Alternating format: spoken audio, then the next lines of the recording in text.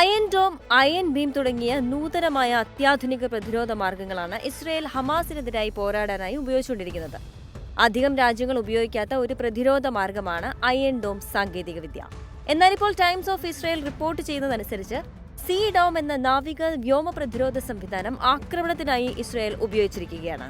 ഇസ്രായേലിന്റെ തെക്കേ അറ്റത്തുള്ള നഗരമായ ഐലാൻഡിന് സമീപം ഇസ്രായേൽ വ്യോമമേഖലയിൽ പ്രവേശിച്ച ഡ്രോണിനെ ഈ സീ ഡോം ഉപയോഗിച്ച് തടഞ്ഞുവെന്ന് സൈന്യം അറിയിച്ചു. ഇസ്രായേൽ ആദ്യമായാണ് തങ്ങളുടെ സീ ഡോം സംവിധാനം ഹമാസിനെതിരായ ആക്രമണത്തിൽ ഉപയോഗിക്കുന്നതെന്നും റിപ്പോർട്ടുണ്ട്. റോക്കറ്റ് മിസൈൽ ആക്രമണങ്ങളെ പ്രതിരോധിക്കാൻ ഉപയോഗിക്കുന്ന അയൺ ഡോം എയർ ഡിഫൻസ് സിസ്റ്റത്തിന്റെ നാവിക പതിപ്പാണ് ഈ സീ ഡോം. 2022 നവംബറിലാണ് ഇസ്രായേൽ സീ ഡോം പ്രവർത്തനക്ഷമമാണ് എന്ന് പ്രഖ്യാപിച്ചത്. ജർമ്മൻ നിർമ്മിത യുദ്ധക്കപ്പലുകളായ സാർ 6 ക്ലാസ് കോവറ്റുകളിൽ ഘടിപ്പിച്ചിരിക്കുന്ന സീ ഡോമിൽ ഉപയോഗിക്കുന്നത് അയൺ ഡോമിന്റെ അതേ ഇന്റർസെപ്റ്റർ തന്നെയാണെന്ന് സർക്കാർ ഉടമസ്ഥതയിലുള്ള operator Rafale advances defence systems പറയുന്നു. സാർ 6 ക്ലാസ് കോവറ്റുകൾ സാധാരണയായി ഇസ്രായേൽ തീരത്തെ പ്രകൃതിവാതക പ്ലാറ്റ്ഫോമുകൾക്കും അതിന്റെ ഷിപ്പിംഗ് പാതകൾക്കും കാവൽ നിൽക്കുന്ന യുദ്ധക്കപ്പലുകളാണ്.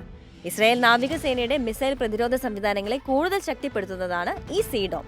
ഇസ്രായേലിന്റെ മൾട്ടി ലെയർ മിസൈൽ പ്രതിരോധ സംവിധാനത്തിന്റെ ഭാഗമാണ് ഈ പറയുന്ന സീ ഡോം.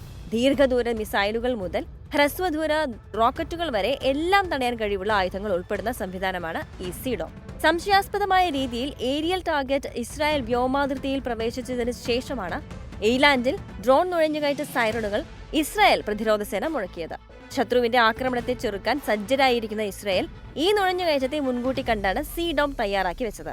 സീ ഡോം സംവിധാനം വിജയകരമായി ഉപയോഗിക്കുന്നതിന് മുമ്പ് നാവികസേന ലക്ഷ്യം ട്രാക്ക് ചെയ്തതായി IDF പറഞ്ഞു. അതിനുശേഷം ആദ്യ പ്രവർത്തന ഉപയോഗം അടയാളപ്പെടുത്തുകയും ചെയ്തു.